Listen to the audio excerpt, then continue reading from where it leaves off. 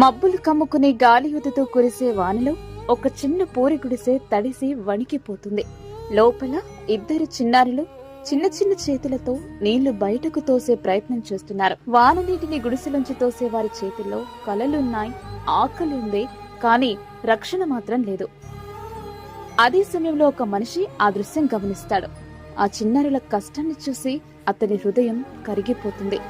ఎదుటి వారి బాధను చూసి కన్నీరు కార్చే మనసు, ఆ బాధను తీర్చే ప్రయత్నమే మనిషి గుండెలో దాగిన దేవుడి రూపం. ఆ మనిషి తన దగ్గరున్న ప్లాస్టిక్ కవర్ తీసి గుడిసె మీద కప్పిస్తాడు. వాన నీరు లోపలికి రావడం ఆగిపోతుంది.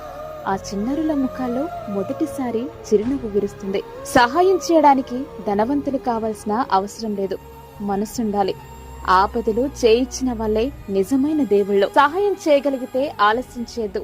ఎవరి చీకట్లో అయినా వెలుగై నిలిచిపోండి.